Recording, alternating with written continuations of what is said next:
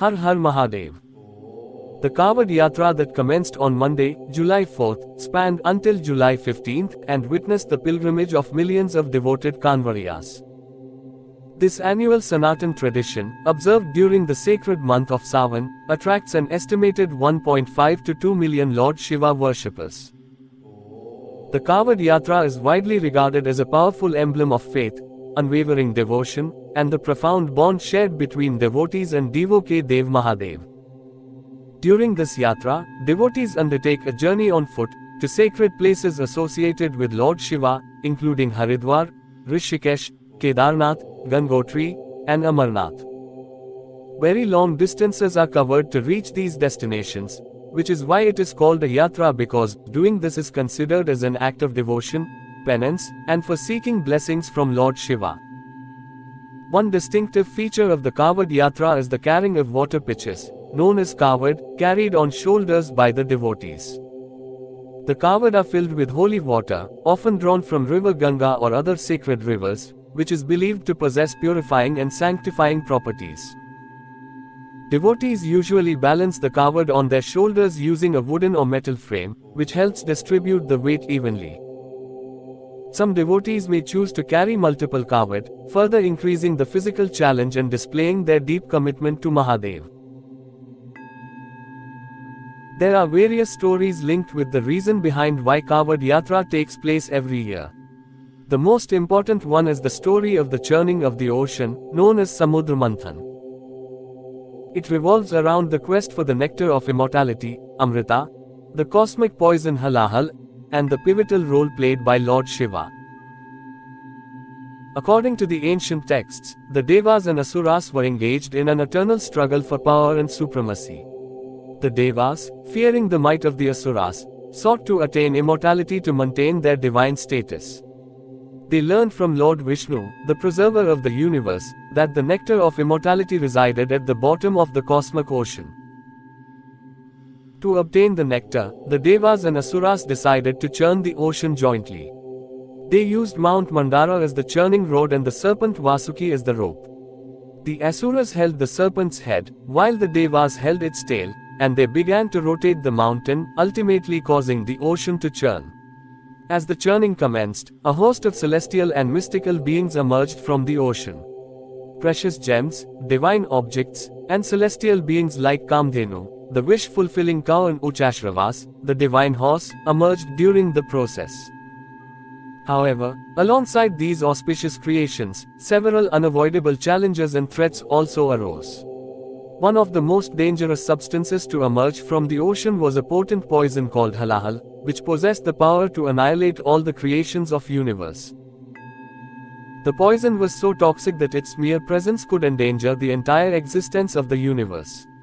Witnessing this, the Devas and Asuras panicked and sought help to overcome this peril. In response to their plea, Lord Shiva stepped forward to aid in the cosmic endeavor. He, for the welfare of the universe and with all his selflessness, decided to consume the deadly poison to protect the world from its catastrophic effects. Lord Shiva's motive and determination to safeguard the entire creation demonstrated his immense compassion and dedication. As Lord Shiva consumed the poison, his consort, goddess Parvati, swiftly pressed her hands against his throat.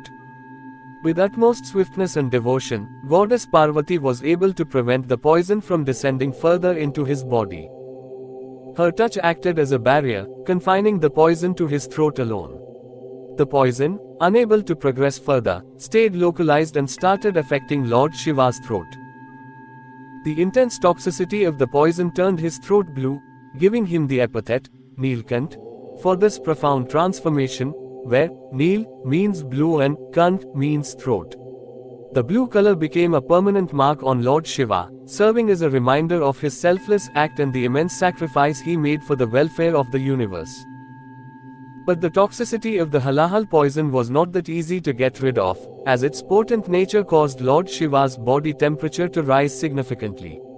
The intense heat emanating from his body became a cause of concern for all the gods, the demons, as well as Lord Shiva's devotees, who then sought to alleviate his discomfort and prevent any harm to him. In response, they all decided to perform an Abhishekam, a ritualistic act of pouring water or other cooling substances on Lord Shiva and his sacred symbol, the Shivalingam. They believed that this act would help lower his body temperature and provide relief. Devotees gathered in large numbers and began pouring copious amounts of water over Lord Shiva's murti, as well as Shivalingam, while chanting prayers and hymns dedicated to him. The water used for the Abhishekam was often sanctified with sacred herbs, milk, honey, yogurt, and other cooling substances, further enhancing its purifying and soothing properties. The pouring of water during the Abhishekam was not only meant to cool down Lord Shiva's body temperature, but also to honor and show reverence to him. Thus, the tradition of carrying the kavod during the Kavod Yatra is seen as a way for devotees to remember Lord Shiva's selfless act, expressing their gratitude, devotion, and willingness to undergo physical hardships in his honor. The act of pouring water symbolizes the purification of the self, and the surrender of one's ego and desires to the divine presence of Lord Shiva. It is a profound and transformative journey undertaken by devotees to seek Lord Shiva's blessings, purification, and spiritual enlightenment.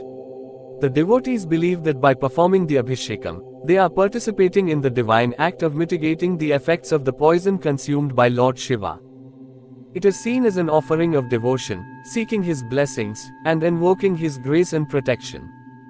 It is a deeply revered practice that is believed to bring spiritual and physical well-being to the devotees while reinforcing the bond between the worshipper and the divine. The story of Lord Shiva consuming poison during the churning of the ocean symbolizes divine grace, selflessness, and willingness to bear the burdens of the world. It exemplifies Lord Shiva's role as the savior and protector of the universe, emphasizing his compassion and dedication to the well-being of all beings. It represents his capacity to absorb and transform destructive forces into positive energy, showcasing his role as the ultimate protector and liberator. The churning of the ocean continued, and eventually, the nectar of immortality emerged through his act of sacrifice, thus saving the Devas, the Asuras, and all of creation from destruction. All because Mahadev never discriminates between the gods and the demons. Har Har Mahadev.